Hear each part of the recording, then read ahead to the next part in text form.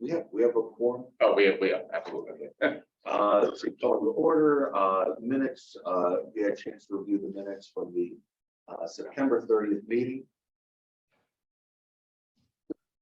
Assuming that there are no sections to it, someone make a motion to approve the minutes.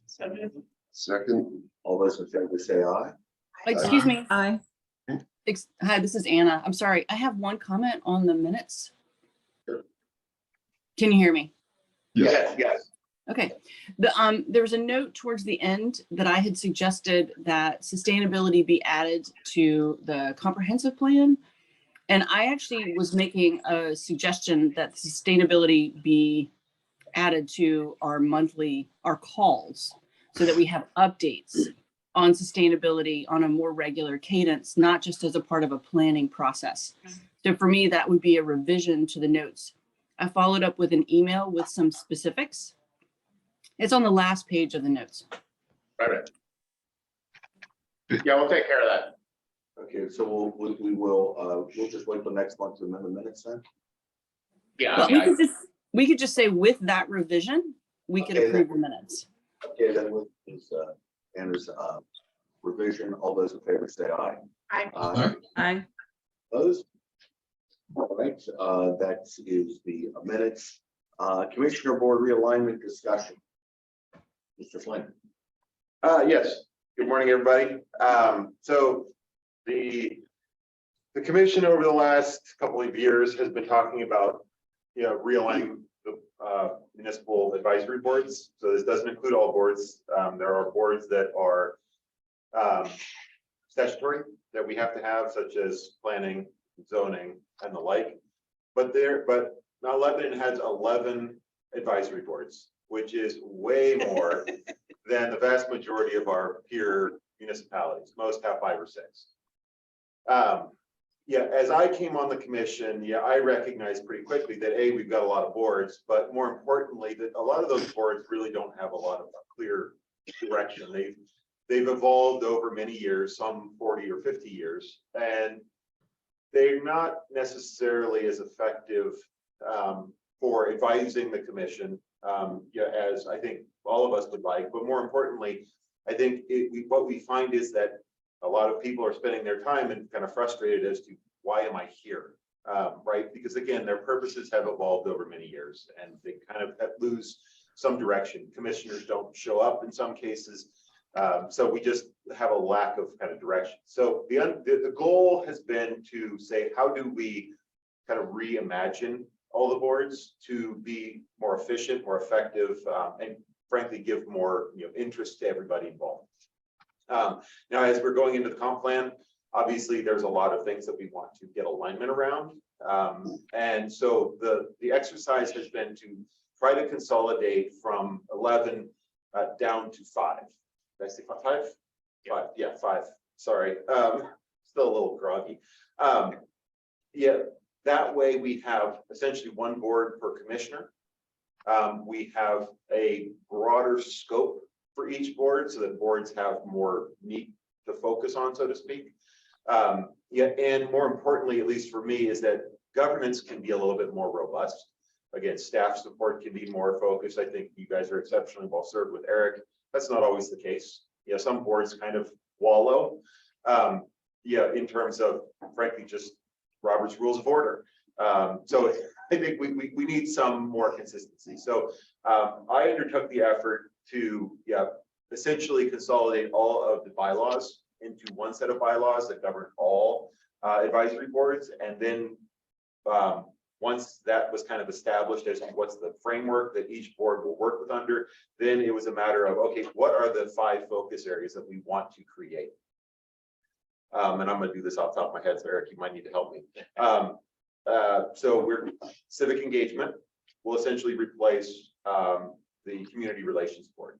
Again, we've recognized over the years that there are different scopes, especially with the DEI initiative, that we wanted to make sure are still there, still core focus, but wanted to kind of broaden the terminology. So relabeled it, but their core scope is really still around what the community relations board has done in the past. We will, instead of just having a pension finance or pension committee, pension oversight, expanding the definition to finance.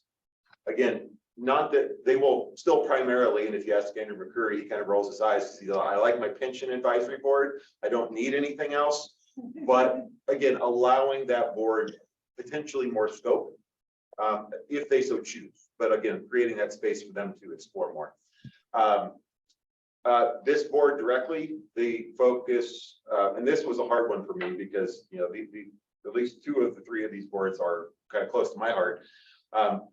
Economic development, environmental sustainability, and historic preservation will be consolidated into one board. Again, I went round and round on that one. But the thought is that all those 3 pieces really need to work together.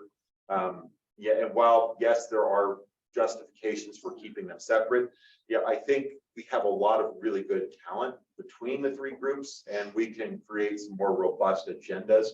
Because again, a lot of the times, a lot of these boards get really far into the weeds unnecessarily, and I want to get them popped up to a level where they're really advising, looking at policy, kind of strategic issues, getting ahead of staff rather than getting in the weeds and trying to do staff's job. So that's the 3 that will ultimately come together. What am I missing, Eric? What do you call that? Yeah, what's the label for that tribe? Economic and I don't remember off the top of my head. Yeah.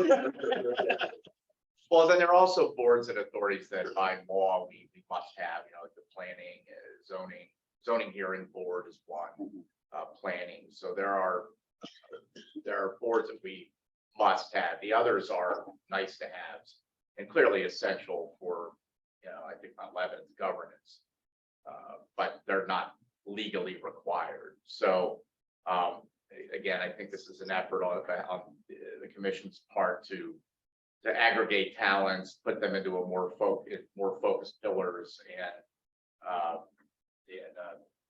and use people's time as effectively as possible. Not just the volunteers, but you know, staff and all leading up to the commission making good decisions. Yeah, I'm sorry, I'm missing the other ones off the top of my head. Ian with them. Yeah, Ian would. Ian's not here. Well, no, libraries is separate. Yeah, they're a separate entity, so they have their own board. Parks. Oh, thank you. Yeah, so we have a parks board and a sports board currently. Going to consolidate that into Parks and Recreation. Right. They meet polar. Say again. Yeah, I know. So again, that's kind of Parking and traffic. Oh, thank you. Yes, obviously another one that's really close to my heart. We have a parking board which focuses on automobiles in a stationary mode, and then we have the traffic board which focuses on cars in a moving situation. Say, wait a minute, that doesn't make any sense. People say, hey, where do I go to talk about sidewalks? And everybody kind of shrugs. So we're going to consolidate those 2 and create a mobility board. Again, that way we have a broader focus on all types of mobility throughout the municipality. Again, traffic will still be, you know, traffic hearings still occur there. But we want to give them a broader scope to focus on all these types of issues rather than just, you know, a car and its different modes of movement. So those are the 5. Again, the overall commission has been very supportive. Yeah, again, we've kind of debated, gone back and forth, but that's kind of where we've landed. We anticipate that a transition will happen, starting next year, but really not fully occur until 2024.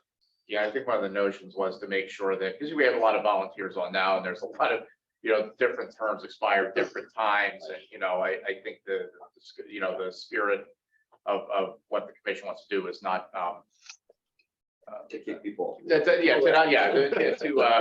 let things you know, go through their natural life cycle, and then those that, you know, might have another term, you know, so I mean, so there's a good organic process to this. So it's not like the commissioner, right? You know, it's not like 12/31/22, you know, come January, you know, when the dawn breaks, all of a sudden this doesn't exist anymore.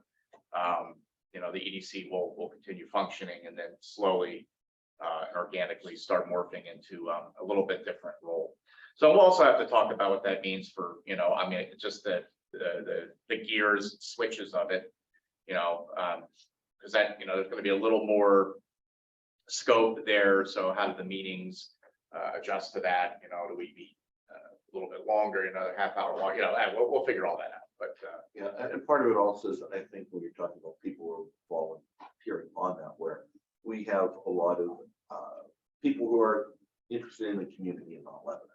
And so you want to be able to take advantage of, I don't know if that means the boards get a little bit bigger or what, because again, you know, it's, you have a lot of people who they're involved, it's kind of like their life work, what they do, and then they use that to the for their board. They use that experience in the board. So, right. It'd be interesting, a well thought out plan to publicly announce this will be important for next year, right? How to craft that to make sure that it looks like it's more engaging and inclusive, things like that, rather than that there's the commissioners just kind of Yeah. meddling and changing things again, and where do we go? So that might, you know, maybe through Another That- advantage that we do.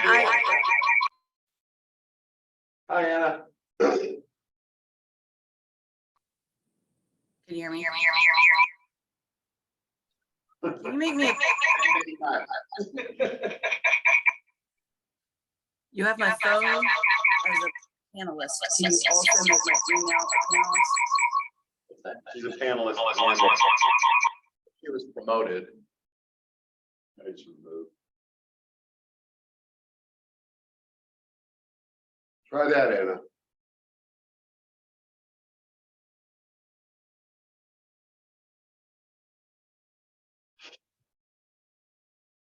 You're muted. Yeah, well, try it now, Anna.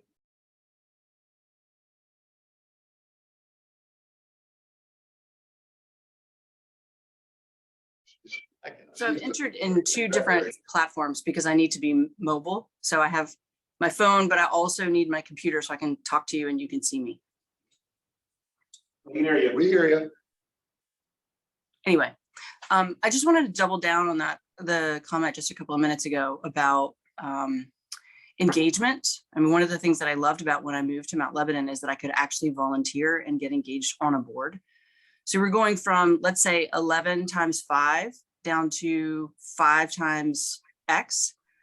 How will people feel about that? Particularly, you know, folks, as mentioned, who've sort of made this into their life's work, like volunteering at whatever stage in life they're in is something that's really, really important to them, and they will potentially lose the opportunity. The second is several of those boards have very different missions. So they look great on paper, but they don't necessarily have the same missions in mind. I'll put out there a great example is the Environmental Sustainability Board and the Historic Preservation Board, because those two boards handle things very differently. The Historic Preservation Board has, you know, certain things, and I'll just throw out their brick streets, which may or may not always be the top of the list for the Sustainability Committee, which might be looking at stormwater management, and those two things might be in direct conflict. So I just don't know that you would always have the same expertise. One of the things that you know, multiple boards has allowed is some SMEs to really get involved in particular areas. So apologies, I can't actually hear you all anymore in case anyone has any comments to what I've just said. So not sure how to fix that. Maybe if you could just make me a panelist on the, I don't know how it's going to work. Maybe I'll sign in under a different alias and then you can let me in. Well, yeah, I'd love to respond. Yeah, can't hear you at all. Hold on one second. We've been having problems with this microphone. It's Okay, not. maybe that'll work. All right, can you hear us? How about now, Anna? How about now? Hello? Yeah, I There? can hear you. I can hear you. Okay, so no, you have very valid points, and I completely agree. I think it's a question of balance, right? Because yes, there are different scopes and we do want subject matter experts. But again, I would argued that, yeah, as we've splintered in terms of function, we've lost a lot of momentum because a lot of people just, the Environmental Sustainability Board is a great example. When I, became the commission liaison, it was basically just a bunch of people sitting there for 45 minutes, kind of talking about random topics. It was very difficult to build momentum there. So I think there's a balance of how do we create structure that's going to allow the dialogues to happen.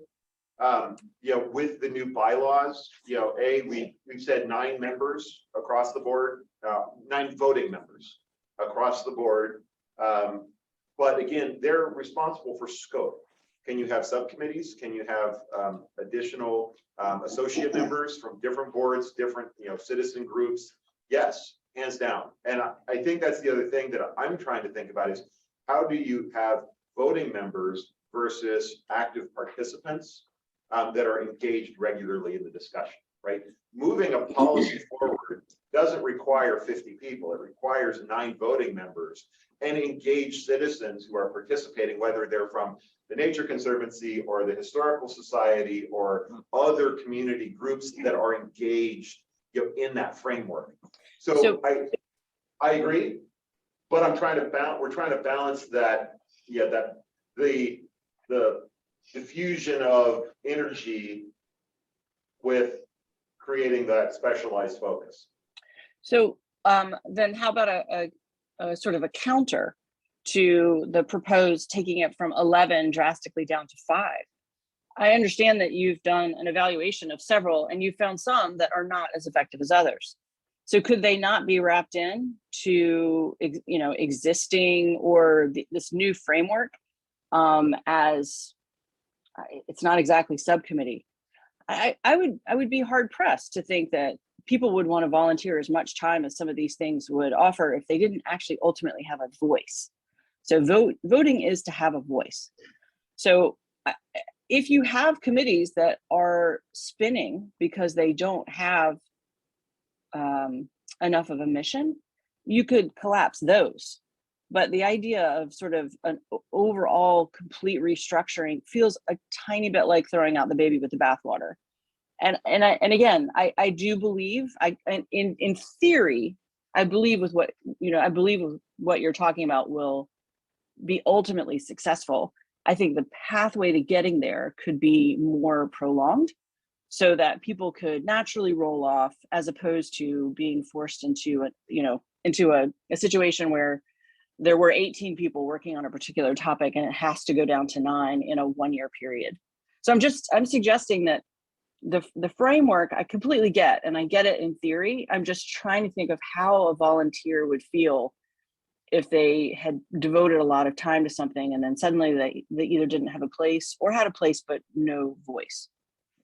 So those are my comments, and I don't know that it requires additional debate, but I just feel like there could be a different pathway to get to the same objective over a longer period of time, which might make community members feel their voices are more heard and valued. Understood and appreciated. Any other questions on that topic? Thoughts? Yeah, I would just say my observation has been that and one problem that remains is like the groups splinter off for certain reasons, like having the Parks Board and the Sports Advisory Board. Well, that was something when I was on the Parks Board. It was like, well, the people who wanted the turf built, that's why they became Sports Advisory Board, because they thought that would be a more effective way of doing it, or getting park space. Well, now I think that board was separate because of political expediency, and now there's no need for it. I understand that, and I do understand the issue that as a commissioner, we don't want to have commission liaisons, and we've had them. I think here, I know in different boards I've served, a lot of times you don't have a commission who shows up, and so then that gets, and you can't blame the human nature factor. Life interfere, but then at a certain point, it's like, look, you can't assign somebody three committees. Right. Yeah, I think it's a question the structure of the meetings themselves will have to be addressed. I was on the Sports Authority Board, and I'll tell you that those board meetings lasted an hour and a half because every club member had their 10, 15 minutes. It was baseball, it was football. When you're sitting there like, oh my God, this is going on and on and up. If you combine that with parks and one other committee, your meetings go will go way off. So I think the idea, it just generally speaking, is positive, but there's some work to do with the leadership of each committee based on how the meetings are going to be structured. That'll Yeah, that's what I was trying to get at. Hi, this is Anna. I just want to add, like, definitely exclamation points to that. I think that having a well-structured meeting is so important. And the variance between different meetings is based on the committee chair at the time. So, you know, if we were going to strengthen either a staff liaison or a commissioner liaison, perhaps there needs to be a stronger partnership in just creating the framework for the agenda and the goals for the committee, because there have been many years where there were not clearly stated goals. And if you don't have goals or objectives, then your meetings are just going to flail. So again, I would suggest that we try to fix a little bit more of what we currently have as we're moving to a different framework over a long period of time. So maybe what if we said that this kind of change was happening in 2024? It would literally give us the entire year to understand what's happening at the different board meetings. Actually, and I'm sorry if I didn't say that. That is the plan. 2024 is when this process would begin. Yeah. Right. I mean, and again, all volunteers, I mentioned this, you know, anybody that's on a board isn't being eliminated. Right. You know, it's the natural life cycle of those volunteer terms will exist. So there's a progression of folks that will, you know, matriculate off as happens now. So none of that would be affected. But yeah, the agendas are going to be absolutely critical. Just to rip off that, I think we've always been successful, not just because I'm amazing, but because I kid. But I mean, we focus on very specific tasks. I think it's the work of the EDC and with Commissioner Flynn now and whatnot. But we really do try to Anna's point, we have objectives, we have goals. We may not always hit them, but we aspire to them. And the other thing that's in the background of what the EDC has always done, and I'm pretty sure we're the only advisory board that does this, is in the background is the comprehensive plan, which is the North Star document for the municipality. So, so that there's some tie-in to, the community voice, to the volunteers' voice, to the commission's desires, staff capacities, and yes, sometimes their own wish lists. So all of these things, come together, and a tight agenda is going to be critical because Chris is absolutely right. Especially if you have all these various, but in sports, it's easy. I'll call them special interests. Baseball cares about baseball, hockey cares about baseball, and could care less about football. But that happens too on the environmental sustainability board. It's happened on this board where some people just are interested in one simple thing and try to dominate the entire council. So that will be very important. And I think the staff and whoever the commissioner is on whatever these new boards are going to have to be really good at herding cats and reining things in and being on top of establishing his objectives and keeping people on task. Well, and the other thing that, Anna, to your point, that one of my objectives, in this whole exercise is to create a more robust framework around governance, right? Hopefully provide, training to new board members, as to, frankly, the basics of how Robert's rules of order work, right? What the goals and objectives of the board is, right? Your role within it, right? The basics that we don't do. Most boards now, new board member comes in, we say, hi, welcome, and we just keep moving, which again is challenging for a new member to really understand and become a part of the organization and move forward.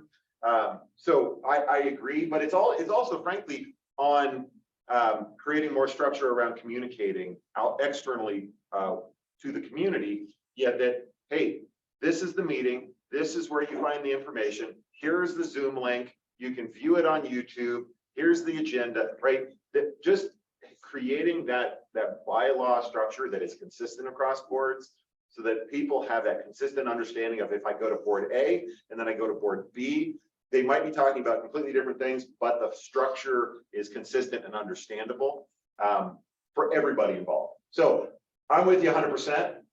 Yeah, in that respect, I think the point is valid about the number of members.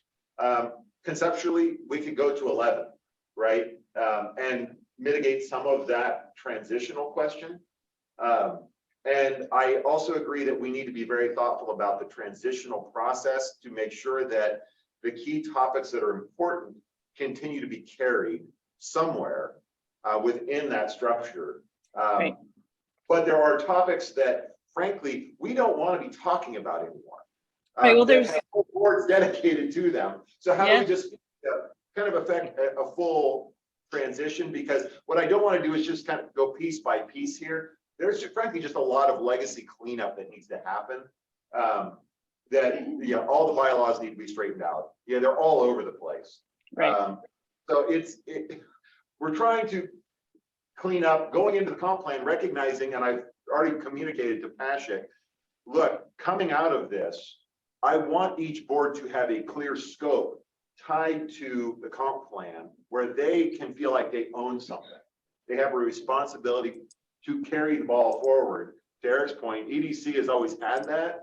Most boards don't, right? And they need some level of getting out of the weeds, stop fighting about the field. You can do that's an administrative exercise. It's not a governance issue, and focus on some of these bigger issues to help push the broader issues forward that we can actually make progress on.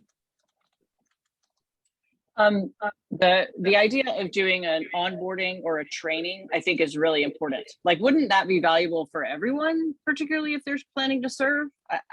So again, I think there's some steps that we can take immediately to create a, you know, if you're going to be on a board, you need to take this 1 hour in person, honestly, in person. Maybe there's a virtual part of it that they could do as a pre-read.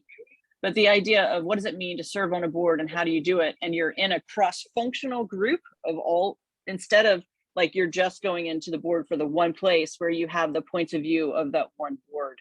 I think understanding how all the boards fit together, how the bylaws are similar. So many of the things that you're talking about, I think, are critical to making sure that the transition happens effectively. I thank you for this opportunity to add and contribute. Hopefully some of these comments have resonated. A quick note, I have to drop off at 8:30. I definitely want to get to some comments on the complete streets. So I don't want to take up any more time, and I've taken up a lot this morning. So thank you for that. Thank you. Commission, next is discuss scheduling 2023 work plan development. I'll make this very quick. How about the next meeting, we talk about 2023?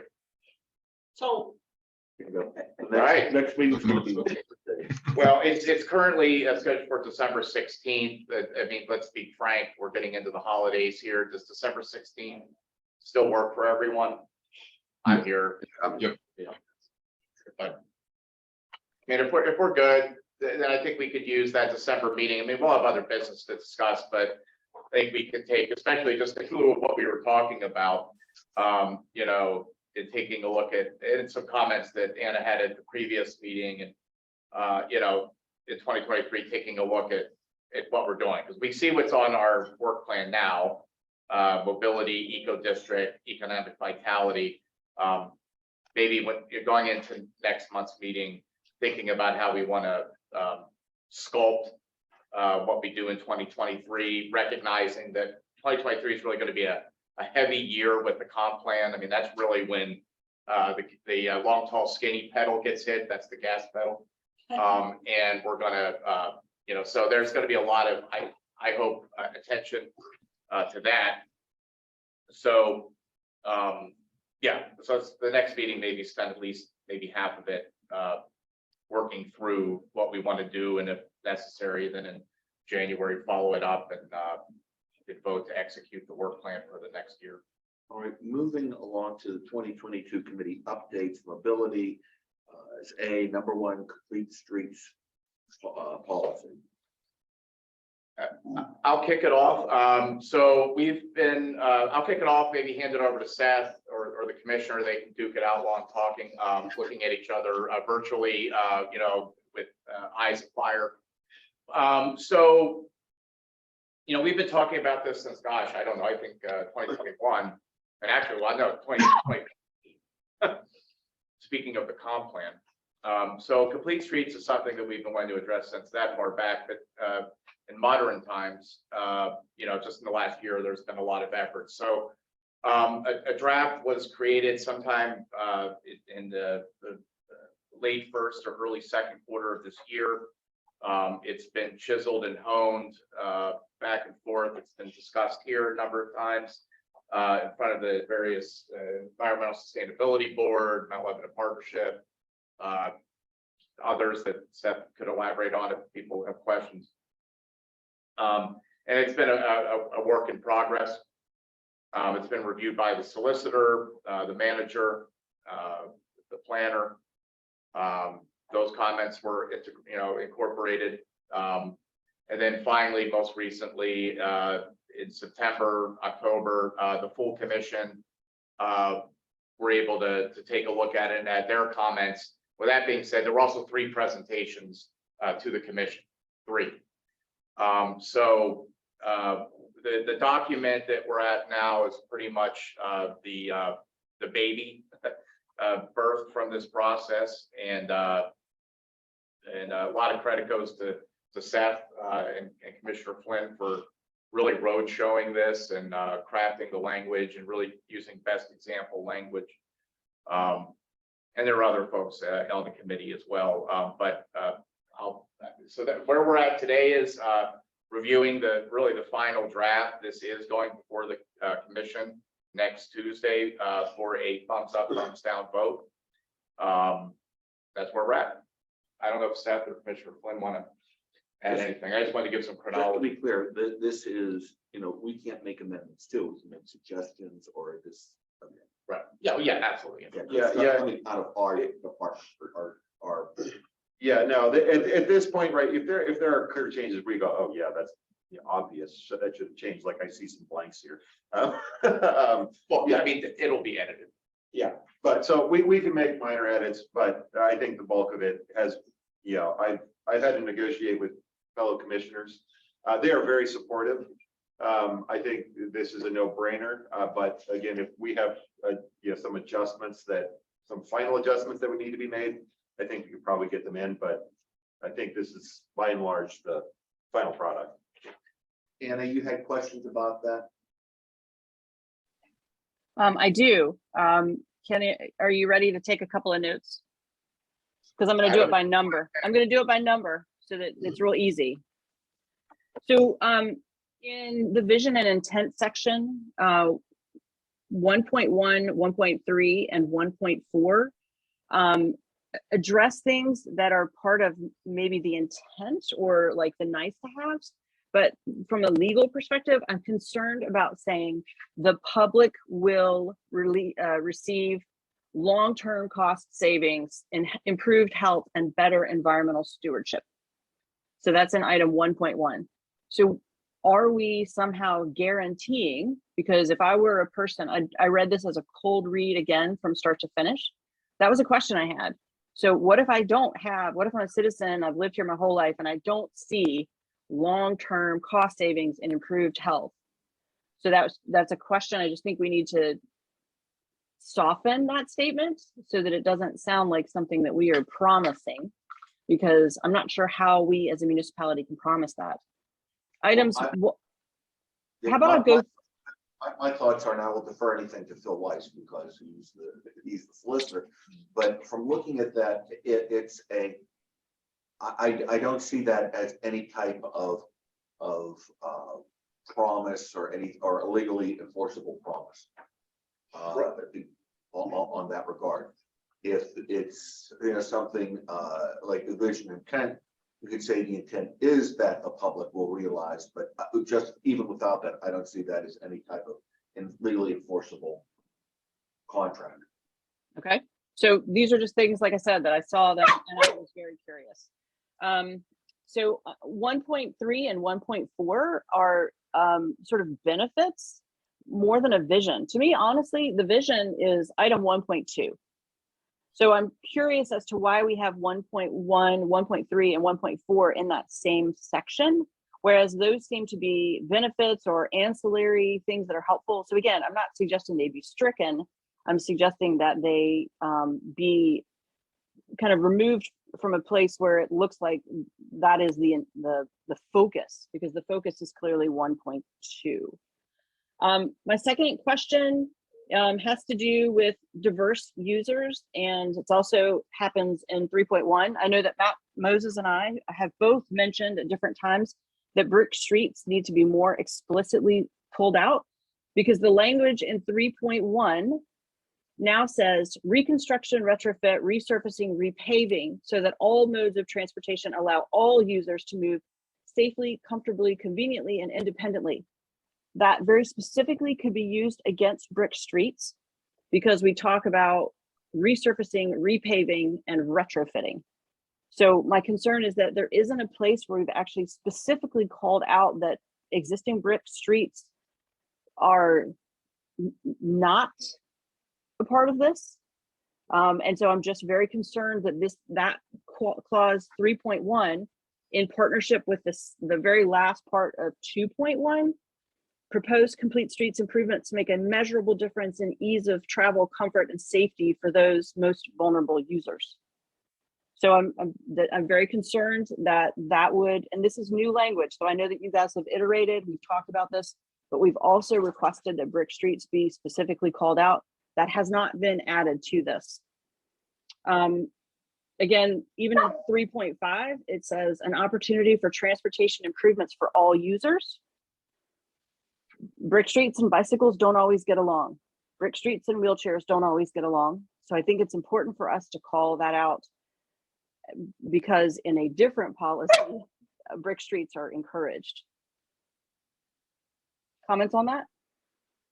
No, it's a fair point. I will work with Eric and Seth to find a way to preserve the miles of brick that we're working on separately. Right, it has its own policy. So I just want to make sure that the two don't counteract or contradict each other, because we can't have a policy that says that we're going to keep them and then have a policy that says that retrofits have to, because I mean, we know that they do not always go together. Yeah. So my next comment is in section 6. We have a number of design guidelines here. Those design guidelines will come and go, much as eco districts is noted in a different part, is folding into a different organization. So I would suggest that we put including but not limited to, or some additional language that will allow us to update the standards that we're going to be using. I know that it says including, but it doesn't actually give us a way of using or not using or updating from that specific list. I agree with that. Yeah, that's fine. Yeah, Okay. I thought somewhere in here we said we would review it every X number of years for updates, but that it should be noted there as well. Yeah, that language is not, it's no longer included. So I remember it being there before, but not now. All right. In section 8, I'm sorry, I'm just trying to be expedient so that we can just go through these. I only have 2 more. In section 8, we actually have all of these performance measures.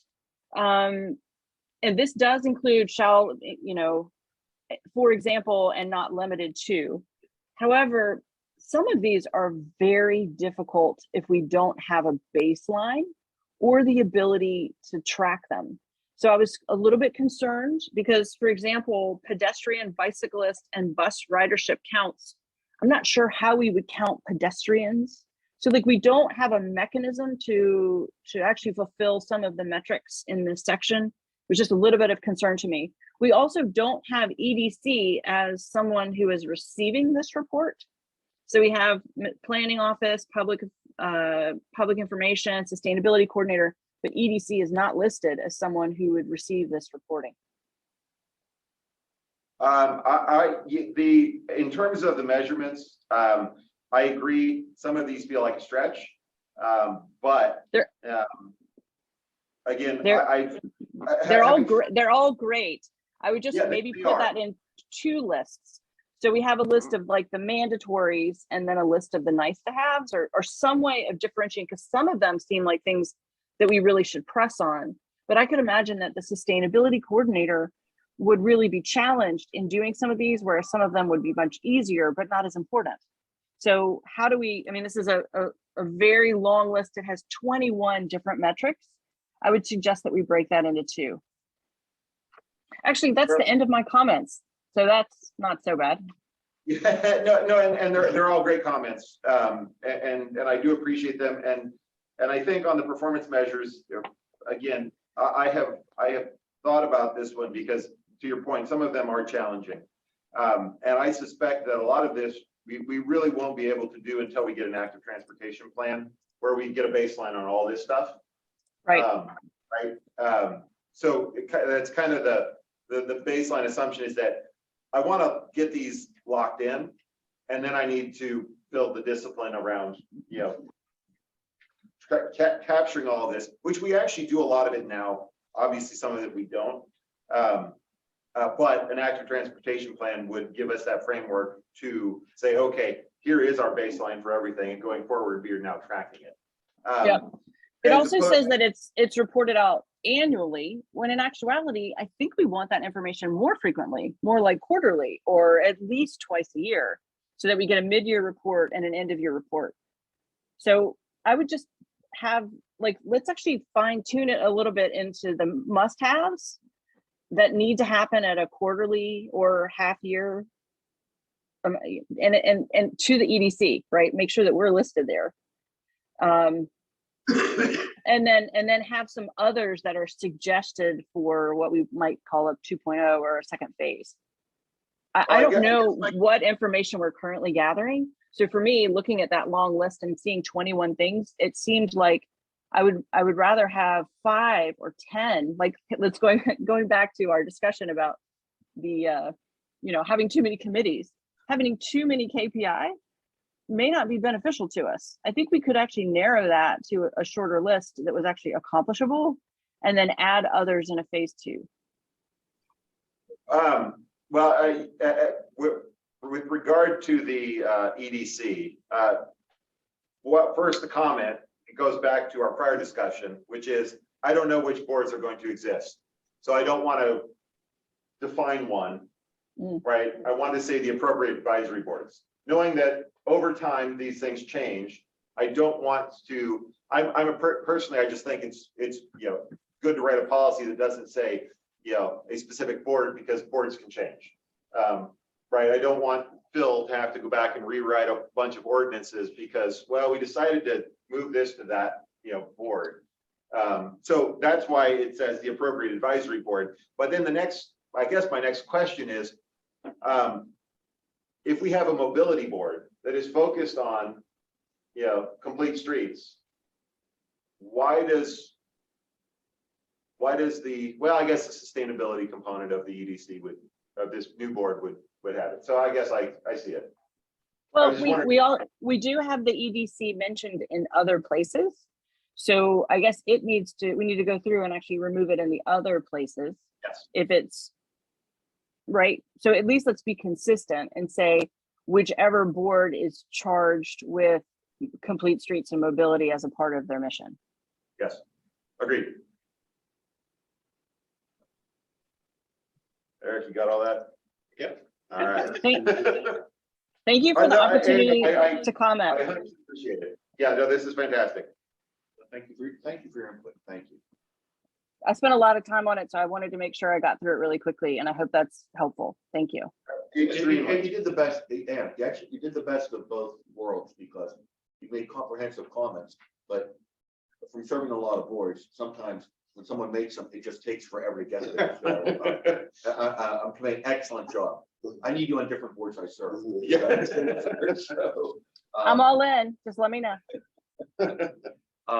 on Okay, so is there anything else on complete streets we need to discuss? If I may, right quick. So I think you were indicating you might consider some language about the brick streets policy. You might just be able to pull the language that I had in my edits back in September, which has two references. I recognize, this is not my policy and you guys can take it or leave it. But if you're looking for quick language, that might be a good source. Awesome. Thanks, Matthew.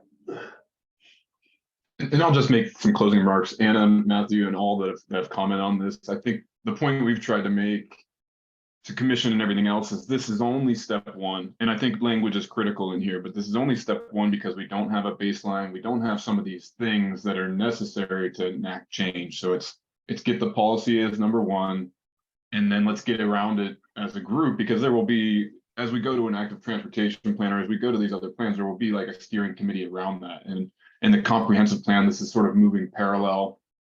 It was step one because it was, part of it was in the 2013 comprehensive plan.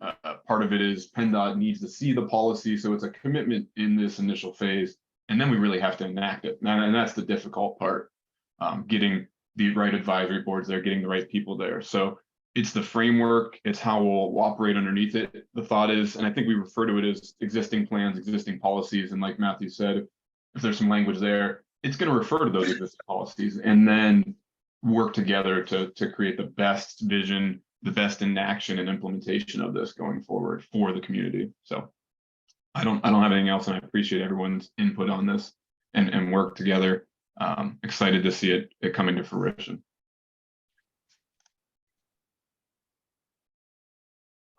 We have really, it's before us a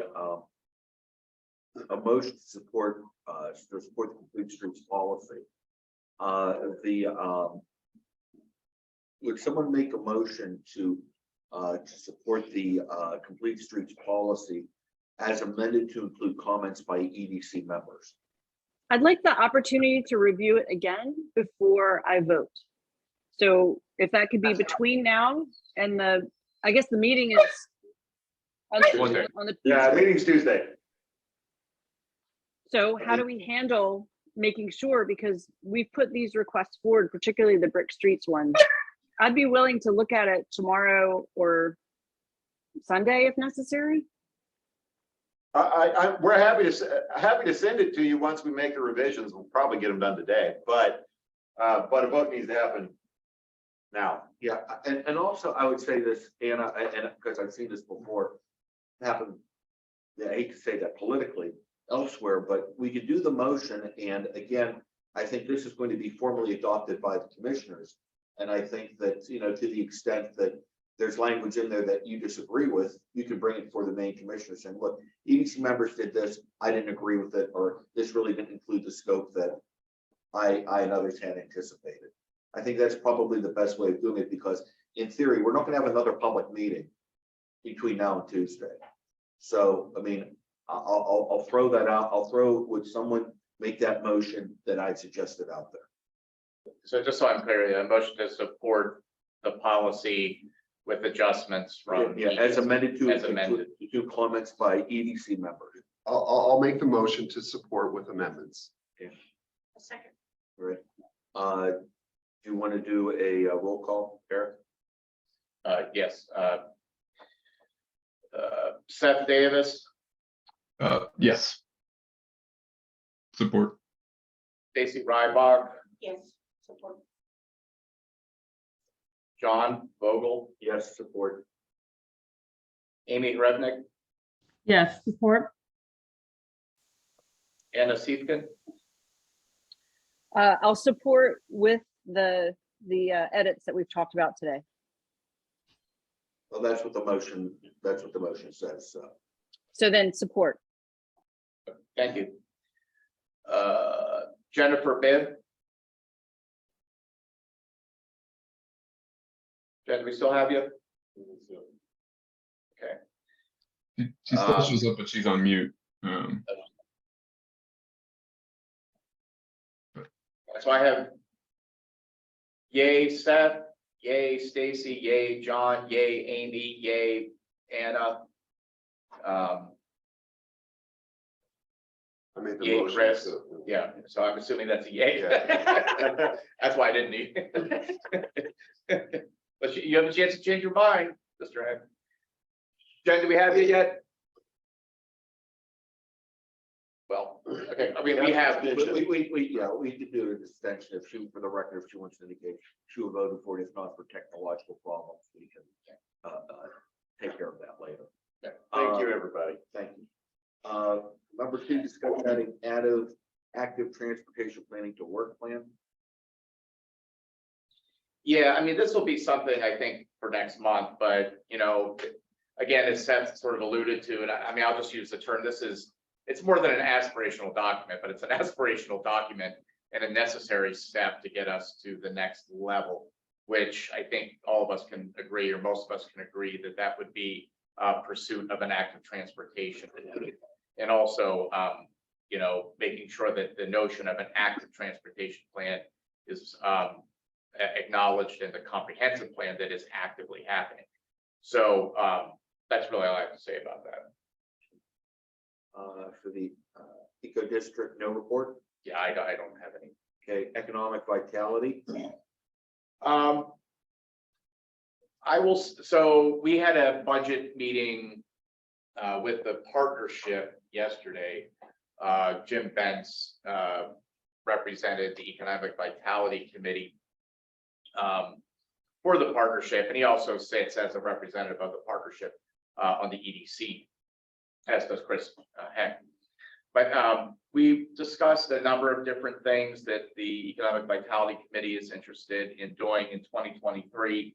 One is really finishing up the work of a consultant group, Town Center Associates, that I've mentioned before, that have done essentially a baseline analysis of the Uptown District and Beverly Road. So looking at not just what the vacancy rates are, that's simple math, but this is where the art of this thing kind of comes in. Like, what is the vibrancy index of these districts? So looking at the various retail, commercial uses in the street. So that work is done.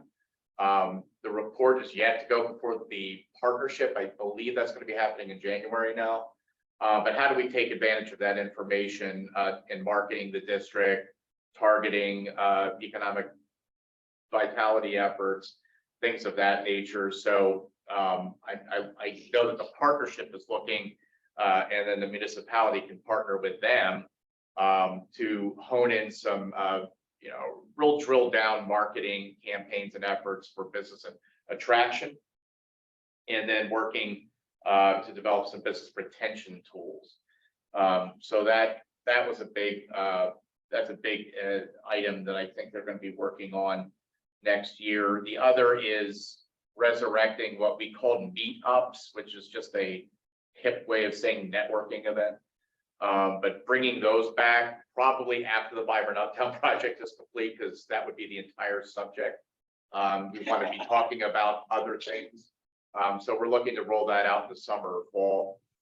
So these would be essentially networking events throughout the community. 5-10 minutes of a speaker talking about something relevant, whatever the news of the day is, or what seems to be of interest. And then really just bringing back the cohesion and the sense of community within the business districts that we once had, that has for obvious reasons sort of fizzled out. So still, we're looking to launch that off. And then there was some discussion about zoning, but frankly, with the comprehensive plan, that's really, in my opinion, and the opinion of others, where people's attention should be. You get this one shot every decade, use it, and don't get distracted by shiny things off in the distance. So I think they rightfully have, they're looking to use that energy related to the comprehensive plan. So, okay, I think that seems to take care of all of economic vitality. If just a suggestion, I think we can. I have a quick question. I'm sorry, I raised my hand. So when do we anticipate the Vibrant Uptown project will be finished? The contractor is now saying late December, with some work to be done in the spring. According to their most recent schedule, that would be turning on the irrigation systems and testing out a few things and, but the current schedule provided by the contractor has it at the end of December. Do we have a celebration or a ribbon cutting of some kind planned for the spring when everything So- looks beautiful and the trees are in place, et cetera? That's exactly what we're talking about in these business networking things, that we are going to plan some sort of celebration when it's completed. And that would be probably late spring, when everything is, I would, as yes, you just said, turned on. late And spring or that's summer. part of this whole yes, conversation about. we're looking to shut the street down and have clowns and balloons and stealth walkers, Fire breather? fire breathing. No, I was, That'll be me. the reason I was asking is because the meetups sound like sort of a more regular cadence, something that we should be doing ordinarily. And the kickoff celebration seems like it's the Yeah. first in a series. That's what we're, that's the plan. That's it. I think that takes care of the vibrant update. Oh yeah, under economic vitality, we have post-COVID, post-COVID. I think we strike that for Yeah. future agendas. I think Anna's heard me which one was soon, but did you want to talk about sustainability, or was that covered earlier?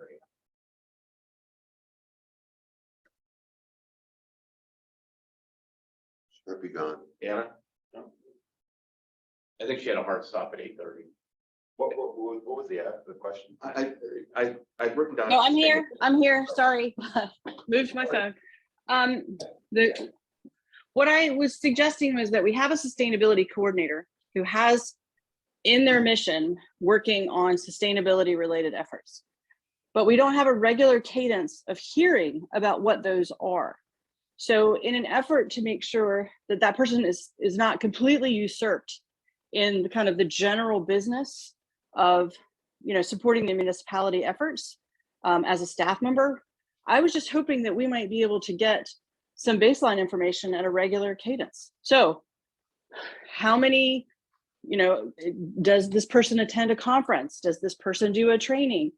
Have we started a baseline effort on water or electrical use? Have we, we could have this person, obviously in their job description, there should be some sort of understanding. A sustainability person typically is looking at ESG. They're looking at what happens or what goes into a CSR report. So what I'm suggesting is that we front load this reporting, much like the 21 items, by having that person go ahead and start telling us some of the information that person is gathering. So I was just hoping that we could have it as a report out, much like Eric gives us a report out on Vibrant Uptown. We have a report out from the sustainability coordinator who tells us, we had this many trees planted, or there just needs to be some metrics and updates associated with that person in line with the sustainability part of their role. Well, do we want to have that as an item? I don't know if this needs to be a recurring item each and every month, but do we at least want to have a placeholder in our agenda on sustainability? We can, I'll just say, and again, I mentioned this at a previous meeting. This person reports to Ian McBeans, not me, so I don't really have any juice with what he does. I can make recommendations. I've asked him to come. But Eric, that is the challenge. I'm trying to give you a mechanism for that, which is Okay. if this person needs to report on sustainability every single month, this person must be working on sustainability. So No doubt. to me, it doesn't matter who this person is reporting to. We've covered a large portion of their salary for this person to do sustainability. And to date, we have not seen what sustainability related efforts. So I'm just suggesting that this committee, or maybe this person needs to do the same report out to ESB. But if we have a person called sustainability coordinator, it should be a part of what they do to report out on some of the measures that they're tracking. As a suggestion, maybe for next month or in January, that's easier. That the sustainability coordinator do report. He doesn't have to show up every month or things like that, but at least to have the baseline of reporting, the cadence, have that, and then it can only be, 5, 10, 15 minutes, whatever, but at least have that, and then be on an as needed basis. I mean, we at least have an idea every month, or again, I might suggest that the board just moves that, in 2023, we'd like, a quarterly Yeah. report from the sustainability coordinator on all initiatives within the municipality. Yeah, I made a note of that. So in our discussion of 2023 stuff, that's in there. Well, why don't we, well, we just, could do that now. someone, We could make a motion. I could make a motion that we would like to have quarterly updates from the sustainability coordinator from 2024 on that gives us an update on the activities associated with sustainability. 2023 or 2024?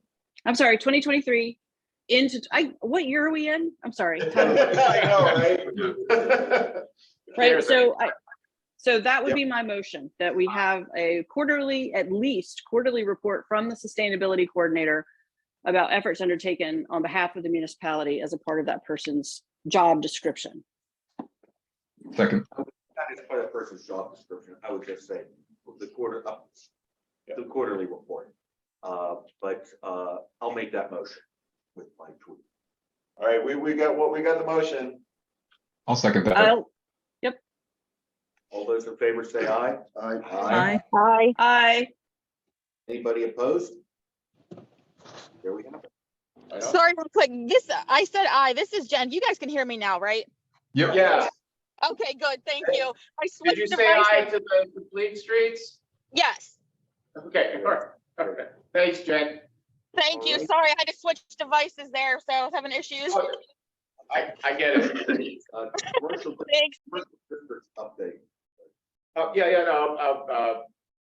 I'll be, well, do I need to be brief? Well, I'll try to be brief. Yeah, I mean, trying to think. So we met last in September. Yeah, so let me focus on the positive. You want good news or bad news first? Don't say East End is backing out. That would be negative. I did say horrible. Okay, okay. Well, I'll start with the bad news. So the big old joint that had a lease signed, that deal fell through. So I can't really get into the specifics, and it had nothing to do with the business model or plan, just very other factors. So the individual is still interested in a location in Mount Lebanon. It's just very disappointing because it was, a great location. But sometimes things just don't work out for various That was reasons. Potomac That it was going to be it. in that space, yeah. So, but we're still looking, we're back to the drawing board to find her something else. She's still committed. She would very much like to be in Mount Lebanon, and we would all like her to be here. So that's the bad news. So it's bittersweet, mostly bitter, but good news, East End is not pulling out, and quite the opposite. The build out has commenced. I doubt that they'll be open by the end of the year, even though we're hopeful for that.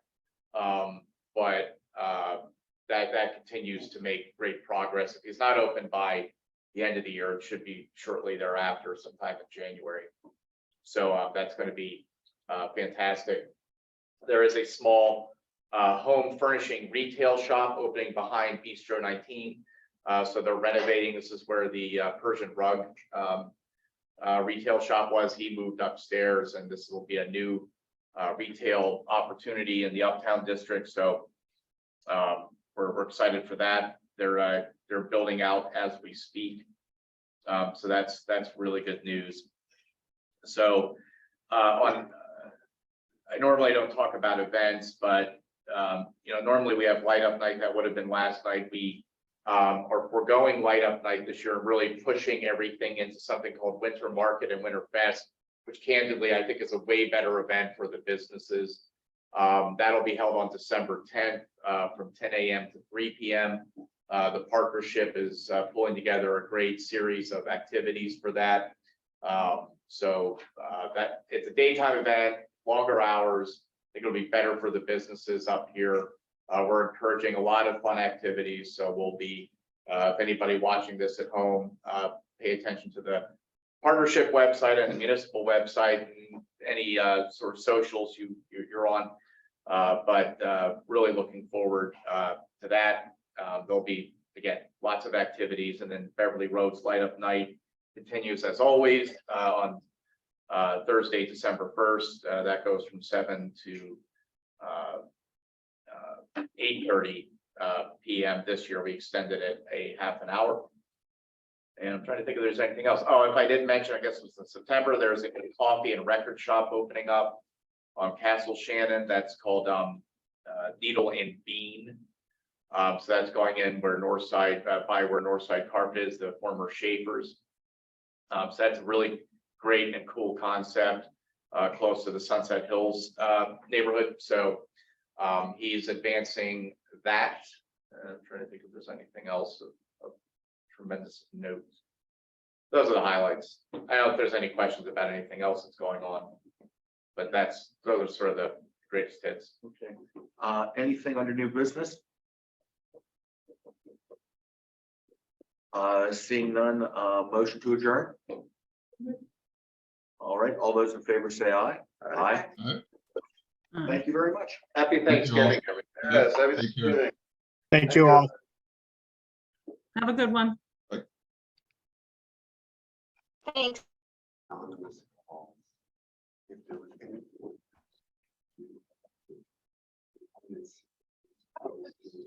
Yeah. You? Me. Why are you getting? I don't know. And I I didn't know why I get that, but you.